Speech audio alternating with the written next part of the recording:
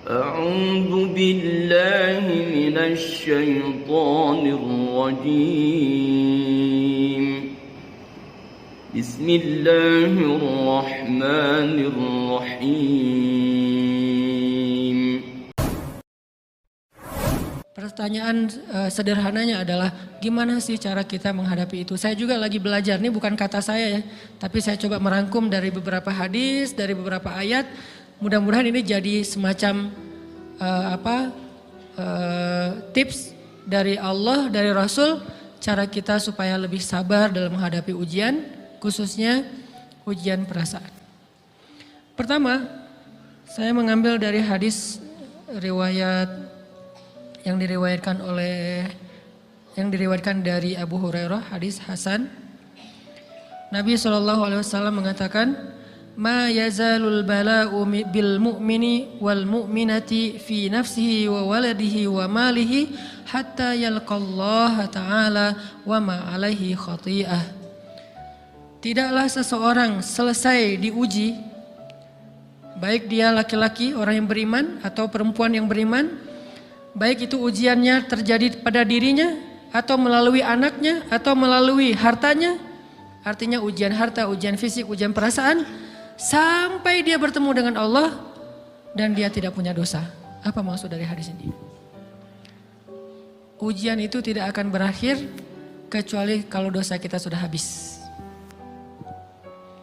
Allah akan menguji kita terus untuk membersihkan diri kita dari dosa. Sehingga yang harus kita coba bangun awareness dalam diri kita kalau lagi diuji, Allah pengen membersihkan dosa saya nih. Sehingga kita ridho dengan ujian, bukan ikhlas ya. Kalau ikhlas ibadah, kalau ujian ridho, rela. Saya ridho ya Allah walaupun ini berat. Saya ridho ya Allah walaupun saya berharap Engkau beri jalan keluar. Saya ridho ya Allah walaupun saya berharap ditolong oleh Allah. Tapi tetap ridho diberikan ujian itu. Sambil berdoa diberikan jalan keluar, ditolong, diberikan keajaiban. Cuman gak mau mengeluh. Dan berdoa meminta jalan keluar bukan mengeluh, itu ibadah. Berdoa itu ibadah dalam Islam. Sehingga Allah suka banget sama hamba yang berdoa. Allah suka dengan hamba yang curhat. Nabi itu kalau lagi curhat, doanya aja bisa berjam-jam cuma doa doang tuh. Kayak hadis Aisyah pas lagi cemburu malam-malam kan. Aisyah lagi tidur, ini jatah malamnya Aisyah. Tiba-tiba dia nyari-nyari raba-raba, Nabi gak ada, dicari di kamar mandi gak ada. Biasanya Nabi sholat di sebelah Aisyah. Wah curiga nih, jangan-jangan ke rumah si fulan. Dicari ke rumahnya, ditelepon gak aktif, mungkin lagi dicas, datang ke rumahnya. Ketuk pintu. Hafsah, Nabi di rumah kamu enggak? Enggak Aisyah, beneran. Cari ke rumah Sofia. Sofia, Nabi di sini enggak? Enggak, beneran. Cari ke rumah Maria. Maria di sini enggak Nabi? Enggak. Kemana ya Nabi? Rumah istri-istri yang lain gak ada. Pas balik ke rumahnya, ngelewat masjid, ngelihat Nabi lagi sujud di Masjid Nabawi, di mihrab. Dan Aisyah mendengar Nabi menangis sambil berdoa. Dan sujudnya itu seperti membaca 1 juz Al-Quran. Dan itu isinya doa nangis. Robbi. Jadi kalau kita katakan gak usah banyak berdoa sama Allah, malu. Justru Allah suka kepada hamba yang berdoa. Justru sebaliknya kalau kita jarang berdoa atau enggan berdoa, buat Allah itu orang sombong. Allah gak suka hamba kayak gitu. Kamu gak butuh saya, sama kayak kita lagi ada masalah, punya teman yang punya kelebihan harta, terus kita kayak bingung gitu nyari kesana kemari pinjaman, dia gak dikasih tahu. Pas dia tahu dari orang lain, dia ngomong apa? Kamu gak nganggap saya ya? Emangnya saya bukan teman kamu? Kok kamu punya masalah keuangan tapi saya gak dikasih tahu, malah saya tahunya dari orang lain? Tersinggung kan? Kalau teman kita aja tersinggung, apalagi Allah. Kamu punya masalah kok gak ngomong ke saya, wahai hambaku? Bukan berarti Allah gak tahu, Allah tahu, cuman Allah berhak, bukan ingin ya, berhak untuk dilibatkan. Allah berhak untuk dicurhatin. Allah berhak untuk dijadikan tempat kita untuk habis-habisan menangis dan melampiaskan masalah kita kepada Allah dalam bentuk curhat-curhat dan doa. Sehingga kalau kita berdoa, ya Rabbi, Allah langsung inni qarib, mendekat Allah kepada kita. Jadi teman-teman yang dirahmati Allah, kalau kita punya masalah, kita coba bangun awareness, oh Allah pengen membersihkan dosa-dosa saya nih. Terus kita berdoa, ya Allah bantu saya, ya Allah tolonglah saya, istighfar. Saya kadang-kadang ngerasa nih, kalau ada dosa, ada kesalahan, ada kekeliruan yang saya lakukan misalnya gitu. Kalau saya nggak kuat istighfarnya, bentar lagi akan diuji sama Allah. Ujian macam-macam. Alhamdulillahnya ujiannya masih ketahan. Pasti diuji sama Allah. Kalau istighfarnya nggak kuat, taubatnya tuh nggak kuat, langsung diuji sama Allah. Dan saya langsung sadar, oh benar berarti yang tadi ini lagi dihapus sama Allah nih. Perkencang lagi, perkuat lagi istighfar. Kenapa? Karena kalau istighfar kita kuat, berarti kan dosa kita dihapus dengan istighfar ya. Otomatis ujian kita durasinya berkurang. Makin kuat istighfar, makin berkurang. Kalau istighfarnya udah mantap, udah selesai, Allah cabut tuh ujian kita. Diganti dengan kebaikan. Jadi teman-teman, kita coba sadari, oh kalau Allah menguji saya, emang saya banyak dosa. Sebelum kita mencari kambing hitam, nyalahin orang lain, sebelum kita marah kepada orang lain, kadang wajar kita marah kepada orang lain gara-gara ucapannya, komennya, teks dari dia, wajar. Tapi sebelum itu, marah dulu kepada diri kita atas dosa dan kesalahan kita yang baru saja kita lakukan. Atau yang dulu kita lakuin dan belum benar-benar kita tinggalkan. Kalau kita ngerasa banyak dosa di masa lalu sebelum kita taubat, hijrah, berarti mungkin itulah alasan kenapa sekarang kita diuji setelah hijrah. Kenapa agak-agak harus jungkir balik setelah kita hijrah. Kenapa harus sedikit berdarah-darah setelah kita hijrah. Anggap aja itu untuk mengkifarat, membersihkan dosa-dosa kita yang telah lalu. Supaya apa? Supaya kalau kita pulang kepada Allah, kita pulang dalam keadaan bersih. Dan itu pasti akan menjadi orang yang paling beruntung. Daripada nanti diberesin di akhirat, mending diberesin di dunia kan. Soalnya kalau diberesin di akhirat itu lebih berat. Akhirat itu perlakuannya beda dengan di dunia. Di dunia kalau kita salah akan dibalas oleh Allah. Kalau kita belum taubat, dibalas oleh Allah sama. Tapi di akhirat ukurannya beda. Sehingga heran ya, kalau ada orang yang merasa beruntung lolos dari hukuman dunia, dia pikir dia udah lolos dari hukuman Allah. Mending dia beresin deh di dunia daripada nanti di akhir berlarut-larut. Itu bahaya banget. Kalau buat saya pribadi dan saya yakin teman-teman juga kayak gitu, gak mau ada masalah di akhirat, mending masalah di dunia aja. Tapi masalah di dunia juga kita gak mau berlarut-larut, pengen cepat dimudahin sama Allah. Caranya istighfar. Tidaklah Allah memberikan kepada kita ujian kecuali salah satu alasannya pengen menghapuskan dosa. Idza kathurat dzunubul 'abdi walam yakun lahu min amalin liyukaffiraha fabtalahu Allahu bil hazan liyukaffiraha. Kalau seorang hamba banyak dosa dan dia nggak cukup amal untuk mengkifarat dosa-dosanya, Allah akan menguji dia dengan rasa sedih, dengan rasa kecewa, dengan rasa berat, sakit hati untuk mengkifarat dosa-dosanya. Itu yang kita bangun, sehingga kalau ada masalah sama orang lain, kita memperbaiki diri dulu. Bukan sibuk dengan kesalahan dia terus menerus yang gak mau kita maafin. Misalnya ada teman kita nih, jadi clash sama kita. Hal pertama yang kita bangun, astagfirullahaladzim saya banyak dosa nih. Tapi kan yang salah dia, ya. Tapi mungkin dia gak akan mengatakan kalimat itu, gak akan bersikap kayak gitu kalau kita gak punya dosa. Allah sengaja mengutus dia untuk menguji kita lewat kata-katanya, lewat perilakunya, karena kita punya dosa. Jadi penyebab pertama diuji itu bukan teman kita yang salah, itu penyebab kedua. Memang dia salah dan itu harus kita akui, realistis lah. Dia salah, dia nggak pas, dia nggak bijak, dia apa. Oke, tapi yang mentakdirkan dia salah kepada kita, Allah Subhanahu Wa Taala. Kenapa Allah takdirkan gitu? Karena kita masih punya banyak dosa. Allah kirim kita ujian, bisa manusia, bisa alam, bisa dalam diri kita sendiri. Itu semuanya adalah cara Allah untuk menguji kita dan membersihkan dosa-dosa kita. Ini yang kita bangun pertama. Yang kedua, kata Nabi di dalam hadis Bukhari, "May yuridillahu bihi khairan." Yang terkenal kan yufaqihu fiddin, itu yang terkenal. Ternyata ada dua modelnya.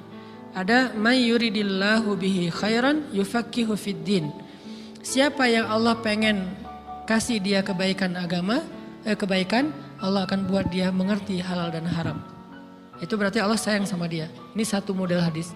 Ada model yang kedua, mirip redaksinya. May yuridillahu bihi khairan yusib min. Hadis Bukhari. Siapa yang Allah pengen ngasih dia kebaikan, Allah uji. Hah? Kok gitu caranya? Ternyata kayak gitu rahasianya. May yuridillahu bihi khairan May yuridillahu bihi khairan, siapa yang Allah pengen ngasih dia kebaikan, Allah kasih dia musibah atau ujian. Kenapa bisa seperti itu Ustaz? Fa inna ma'al usri yusra, inna ma'al usri yusra. Seolah-olah Allah bilang di dalam ayat itu, kalau kalian mau dapat kemudahan, biasanya lewatnya kesusahan dulu. Kalau kalian pengen dapat keberuntungan, biasanya dapatnya kerugian dulu. Tapi keberuntungan dan kerugiannya pasti gak sebanding. Keberuntungannya jauh lebih besar daripada kerugiannya. Kerugian itu kayak modal doang, DP. Jadi kalau kita mau dapat kejutan dari Allah, Allah kasih kita DP. DP-nya apa? Ujian. DP-nya musibah. DP-nya rasa gak nyaman. Itu DP tuh. DP terhadap apa? DP dari Allah terhadap hadiah-hadiah besar yang Allah pengen ngasih ke kita setelahnya. Cuman banyak orang yang menolak DP ini. Sama kayak kita misalnya. Kalau kita mau ngasih dia hadiah, kita kasih dia kayak kejutan dulu. Dia lagi ulang tahun nih, disiram air dulu. Setelah itu dikasih hadiah-hadiah yang mahal. Rela gak disiram air demi hadiah? Rela, udah siramin lagi aja. Kalau setelahnya ada hadiah. Yang kita gak rela, kalau setelah disiram, disuruh bersih-bersih sendiri dan gak dikasih apa-apa, kan gak rela tuh. Berarti ini bab iman. Yakin gak kalau Allah tetap ngasih hadiah? Kan sabar dan iman itu ternyata tahu aman, kembar. Kalau kita yakin Allah ngasih hadiah setelah ngasih kita DP ujian, ya kita akan sabar. Gak apa-apa deh, bentar lagi mau dikasih hadiah, digini-giniin juga gak masalah. Dibully, diapain sama Allah, biarin aja. Ya Allah saya sabar, kan bentar lagi mau dikasih hadiah nih. Ini masalah yakin. Tapi kalau kita gak yakin, apa sih maunya Allah gitu kan? Begitu kalimat ini keluar, maka yang muncul setelahnya adalah mengeluh, berputus asa, dan gak akan sabar menghadapi ujian. Ujian, kata Nabi, may yuridillahu bihi khairan, siapa yang Allah pengen kasih hadiah, siapa yang Allah pengen kasih kejutan, siapa yang Allah pengen kasih pertolongan, siapa yang Allah pengen kasih kebaikan, yusib min, Allah akan uji dia dulu. Ini sunnatullah. Sehingga kalau kita lagi diuji, yang kita lihat jangan ujiannya, apa setelah itu. Gimana ngelihatnya Ustaz gak kelihatan? Dengan mata hati. Istafti qalbak, tanya kepada hatimu, kelihatan gak? Dengan mata hati. Gimana ngelihat dengan mata hati? Dengan iman, saya percaya Allah pasti ngasih kebaikan setelah ini. Orang Allah sendiri yang ngomong, gak ada satu huruf pun di Al-Quran yang salah. Apalagi satu ayat, apalagi dua ayat. Fa inna ma'al usri yusra, ditegesin lagi. Inna ma'al usri yusra. Tapi usr dulu, baru yusr. Dikasih kesusahan sedikit, dikasih kemudahan yang banyak. Dikasih kesusahan sedikit, dikasih kemudahan yang banyak. Ini yang kita coba bangun tajdidul iman. Bangun memperbaharui yakin. Sehingga ketika kita diuji, sedih, wajar. Mengaduh sedikit bukan mengeluh ya. Kalau mengeluh kan nyalahin Allah. Kalau ngaduh, yang namanya orang dicubit kan itu ngaduh. Tapi kalau apa sih maunya Allah? Nah itu ngeluh. Antara mengaduh dengan mengeluh berbeda. Mengaduh itu manusiawi. Sedih itu manusiawi. Air mata bahkan bukan hanya manusiawi, itu rahmat dari Allah. Orang yang gak bisa menangis itu yang bahaya. Kalau kita masih bisa menangis, berarti kita masih peka hatinya. Bukankah anak kecil paling sering menangis?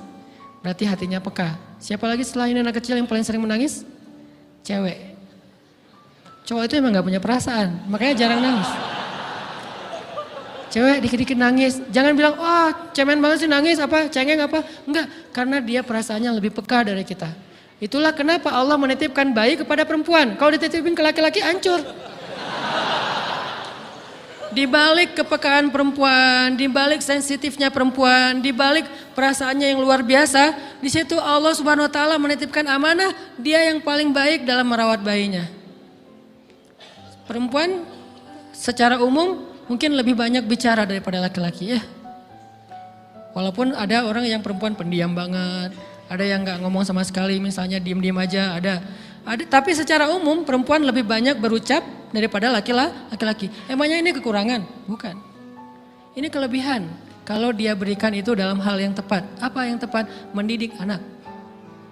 Justru karena perempuan banyak ngomong, lebih baik dalam mendidik anak daripada laki-laki. Laki-laki itu kurang mendidik, kurang mengedukasi kepada anak dengan usia tertentu karena dia jarang memahamkan Salah hanya marah, salah hanya ditegur. Kalau ibunya jelasin, nah gini sebelum tidur ibunya yang ceritain banyak cerita. Saya sendiri ngalamin. Sering mana seorang ayah sama ibu interaksi sama anak dalam bentuk verbal. Sering ibu. Jadi menangis itu rahmat dari Allah. Gak apa-apa, nangis aja. Dan itu tidak disebut mengeluh. Kamu kok nangis? Kan orang Islam harus sabar. Emangnya nangis dengan sabar itu bertolak belakang? Sabar tetap sabar. Ya nangis jalan aja terus nangis. Nangis apa pakai nangisnya nggak cuma nangis doang, emotikonnya juga nangis, berderai-derai gitu. Sampai air matanya menggenang gitu kan ya. Boleh lah. Ditambah lagi dengan visual menangisnya posting bahwa dia lagi tertusuk duri dengan postingan kaktus atau apalah. Dia pengen share ke semua orang bahwa saya sedang sedih. Sehingga nanti ketika ada orang yang menghibur dia dengan sedikit kata-kata yang sabar ya segala macam, wah makin berderai-derai. Itu belum jadi, kecuali dia keluarkan kata-kata mengeluh, baru dia disebut orang yang banyak mengeluh, berputus asa. Kalau mengaduh wajar, walaupun ada nabi udah diuji berat gak mau mengaduh, apalagi ngeluh. Zakaria digergaji mengadu aja enggak. Kenapa? Karena kata malaikat kalau kamu mengaduh sedikit aja, maka Allah Subhanahu wa taala akan menghancurkan kaum ini. Dia kasihan kepada kaumnya enggak mau mengaduh. Satu-satunya orang yang kita tidak boleh mengaduh hanya orang tua. Atau itu mengeluh kalau untuk orang tua. Kalau yang lain enggak disebut mengeluh. Kalau ke teman, malas enggak apa-apa. Jangan sering-sering tapi. Apaan sih? Ke teman boleh. Tapi ke orang tua, saja itu bukan lagi mengaduh, itu sudah mengeluh. Khusus untuk orang tua. Kalau di antara manusia. Kalau kepada Allah dan Rasul, pastinya lebih dari itu. Ketika kita diam saja, tidak langsung beranjak sami'na wa ata'na labbaik ya rabbi wa sa'daik, enggak memenuhi panggilan Allah, itu sudah disebut bagian dari kufur ingkar. Tapi minimal kita mungkin masih mengaduh, kita masih menangis, kita masih lelah, kita masih merasa lemah. Setidaknya kita tidak mengeluh. Kenapa? Kita percaya Allah kalau mau ngasih hadiah kepada hambanya, DP-nya itu ujian. Dan yakinlah hadiahnya minimal 10 kali lipat lebih baik daripada ujian itu. Minimal, karena gak ada amal soleh yang dibalas di bawah 10 kali lipat tuh gak ada. Amal soleh, amal ya bukan niat. Amal yang udah kita kerjakan minimal dibalas 10 kali lipat. Minimal, maksimalnya bighairi hisab, tanpa batas. Bighairi hisab, tanpa batas. Ada yang 700 kali lipat kayak sedekah. Tapi tetap aja ayat sedekah di akhirnya ujung-ujungnya apa? Bighairi hisab juga kan? Berarti sedekah itu minimal dibalas 700 kali lipat. Minimal. Kalau kita yakin. Selalu syaratnya kalau kita yakin. Dan saya ngebuktiin itu banget. Saya pernah ngalamin lagi jalan-jalan di sebuah kota yang ada becak kayunya, becak sepeda gitu ya. Jalan terus saya bilang, Pak berapa ongkosnya? 20.000. Udah naik aja 20.000. Karena kita keliling-keliling kota, ternyata saya jadi kasihan sama dia 20.000. Kasihan kan 20.000 dibayar keliling kota, walaupun pas mampir beberapa tempat mungkin dia dapat tips ya. Tapi saya nggak tega gitu, dia cerita tentang anaknya lagi sekolah, apa segala macam, makin bikin baper kan. Pas selesai, saya kasih dia 100.000. Dari 20.000 dikasih 100.000 karena kasihan. Dan saya yakin nggak mungkin sedekah itu sia-sia. Kan Nabi bersumpah kan, demi zat yang jiwaku di dalam genggamannya tidak berkurang harta karena sedekah. Demi Allah kata Nabi, nggak berkurang harta karena sedekah. Berkurang harta karena belanja? Ya. Berkurang harta karena pacaran? Banget. Modal banget kan? Apalagi buat cowok. Tapi berkurang harta karena sedekah? Nggak mungkin kata Nabi. Demi Allah nggak berkurang harta karena sedekah. Berkurang harta karena istri? Enggak. Karena memberi kepada istri itu pahalanya lebih gede daripada sedekah. Makanya ngemodalin pacaran setelah nikah itu tumbuh berkah. Modal pacaran sebelum nikah itu hapes. Jadi kalau pengen modal nih ngemodalin cewek, traktir, ngapa-ngapain, bayarin. Jangan sebelum nikah. Sebelum nikah jadi orang pelit aja gak apa-apa. Tapi setelah nikah jor-joran ngasih. Apalagi yang, bayarin semuanya. Kenapa? Pahalanya lebih gede daripada sedekah. Bahkan lebih gede daripada infak fi sabilillah. Seorang suami memberi nafkah istri, itu pahalanya terkadang lebih besar daripada kita berinfak untuk fi sabilillah, untuk korban perang. Saya heran kalau ada orang sedekahnya rajin tapi ke istrinya kikir, aneh, berarti dia nggak ngerti konsep. Padahal memberi kepada istri itu selama itu kebutuhan pokok ya, dan sedikit entertain, nggak apa-apa asal nggak berlebihan, itu luar biasa. Makanya saya kalau jalan sama istri yang yang mana? Itu yang Onit suka. Oh ya, Onit suka. Kasih aja. Kenapa? Minta ini. Kasih. Selama ada kan kenapa nggak dikasih kan ya? Nanti Allah ganti. Makin rajin kita ngebayarin istri kita, ngebelanjain istri kita, makin Allah ngasih yang kita nggak pernah duga-duga. Sampai istri kita cemburu sama kita. Kok kamu duitnya banyak banget sih? Kan gara-gara aku sering ngasih ke kamu. Ya udah sini lain lagi. Mau ditransfer berapa gitu kan ya? Saya ngasih 100.000 ke si bapak. Dan saya yakin teman-teman sedekahnya pasti lebih dari itu karena 100.000 saya sebut. Kalau 1 juta ke atas saya nggak mau nyebut, malu dong, ria ya.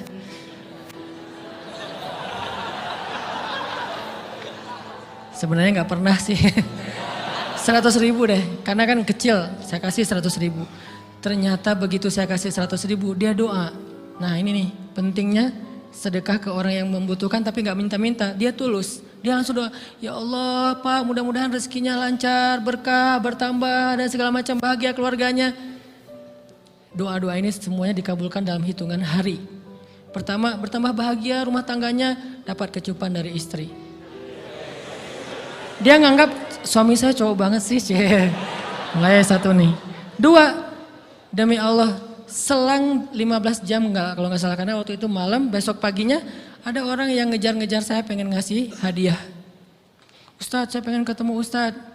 Maaf saya nggak bisa ketemu sekarang, lagi rush, lagi tight schedule gitu-gitulah, sok-sok gaya nggak jelas gitu ya. Terus Ustadz saya pengen banget ketemu, dia nggak ngomong pengen ketemu apa. Kalau dia bilang mau ngasih duit kan langsung saya prioritaskan kan ya. Berhubung dia nggak ngomong, ya udahlah saya sok-sok jual mahal gitu. Tapi yang namanya rezeki kan gimana kita tolak dia datang kan. Saya nolak. Pokoknya sebentar aja 5 menit gak akan ganggu waktu Ustadz. Ya udah besok pagi ya pas breakfast gitu. Pakai gaya-gaya dikit breakfast. Pas breakfast, oh ya siap Ustadz. Jam berapa? Jam 8. Udah janjian jam 8. Mungkin orangnya nih dengar live streaming, Pak jazakumullah khair jaza.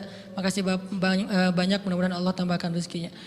Terus beliau besok mau flight ke luar kota jam 8. Akhirnya ngubungin lagi malamnya, Pak Ustadz maaf gak bisa ketemu besok. Karena saya jam 8 itu jadwal terbang. Oh ya udah nggak apa-apa. Senang dong saya nggak jadi ketemu kan. Tahu gitu kan nyesel saya tuh. Senang. Besok pagi jam 6 Pak Ustadz. Alhamdulillah ternyata penerbangan saya di-delay ke jam 11. Allah delay penerbangannya demi ngasih rezeki buat saya. Kan luar biasa kan. Nah, ini hikmah kepedean saya, kegeeran kepada Allah gitu. Di-delay demi saya. Kan kadang-kadang GR ya di depan Allah ya. Robbi akraman kan gitu ayatnya. Allah memuliakan saya dengan istighfar tetap. Akhirnya saya bisa ketemu Ustadz. Saya nggak baca WA-nya.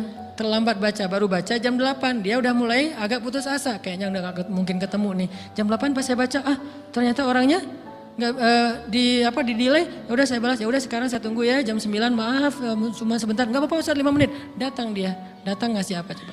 Ngasih duit 200 juta. Demi Allah, cuman berselang beberapa jam, saya tolak-tolak. Tahu gitu Pak, datang malam ini aja.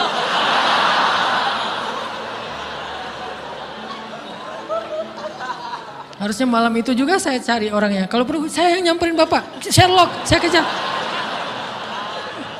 Manusia gitu banget ya. Tapi Masya Allah di situ saya jadi tahu, oh doa orang itu lebih akurat, lebih mantap, lebih diijabah daripada doa saya. Mungkin bukan karena sedekah, tapi karena doa setelah sedekah, ya Allah dan segala macam dimudahkan sama Allah. Itu luar biasa loh. Saya nggak percaya, saya pikir main-main, orang nih iseng kayaknya pengen ketemu doang, pengen selfie. Ternyata pas saya cek, ditransfer, di capture, Ustadz udah ditransfer. Saya, jangan-jangan nih jebakan Batman gitu ya. Nyari-nyari sana segala macam, alhamdulillah ternyata emang niat baiknya pengen, alhamdulillah saya terkesan, saya dapat hidayah lewat Ustadz segala macam. Sekarang saya pengen membalas jasa Ustadz walaupun kecil 200 juta. Untung saya nggak kaget dan kemudian pingsan. Pak 200 juta stroke kan ya bahaya, lebih mahal dari 200 juta. Ini keajaiban ya teman-teman. Jadi kita tuh, saya kan sering bilang keajaiban itu terjadi tergantung tingkat iman. Bukan saya udah soleh banget, enggak. Saya belajar terus untuk yakin deh sama Allah. Modal kita tuh kan gini sebetulnya kan. Duit kita tuh banyak loh teman-teman, cuman gak disimpan di bank, gak disimpan di saku, disimpannya di sisi Allah. Bedanya apa sih? Kenapa kita kalau disimpan di bank tenang? Saya lagi punya duit banyak dari 100 juta, di mana? Di bank, aman. Kenapa kalau disimpan di saku aman, tenang? Kenapa kalau disimpan di Allah gak tenang? Kenapa kalau disimpan di Allah kita bilang gak punya duit? Ini kan gak fair sama Allah. Gak punya duit nih. Siapa bilang gak punya duit? Kan ada Allah. Tinggal minta sama Allah. Tapi gak ada wujudnya. Tapi kan ada janjinya. Bukankah janji Allah lebih kuat daripada wujud? Bukankah iman harusnya lebih mantap daripada sesuatu yang konkret yang kita lihat? Ada duitnya di sisi Allah. Kenapa gak dikasih? Karena kita belum butuh. Kalau kita yakin duit kita itu ada di Allah. Tapi dikasihnya pas kita butuh. Begitu butuh ya Allah langsung dikasih sama Allah. Itu banget benar-benar terjadi dalam kehidupan kita. Pasti kayak gitu. Tingkat tergantung kita yakin apa enggak. Nih kalau Allah bilang may yuridillahu bihi khairan, Allah kalau pengen ngasih hadiah kepada seorang hamba, Allah kalau pengen ngasih kejutan kepada seorang hamba, yusib. Allah kasih dia ujian sedikit aja. Wala nabluwannakum bisyai' sedikit bisyai'im minal khawf wal ju' wa naqsim minal amwal wal anfus wath thamarat wa basyiris sabirin. Kami uji sedikit aja dengan rasa lapar, dengan rasa takut, dengan sedikit kekurangan ini dan itu, sedikit. Tapi wa basyiris sabirin, sampaikan kejutan kepada orang yang bersabar.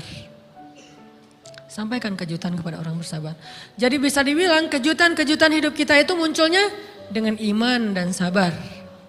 Dengan iman dan sabar. Iman artinya yakin, husnuzon sama Allah. Ana inda dhanni abdi bi. Aku tergantung prasangka hambaku kepadaku.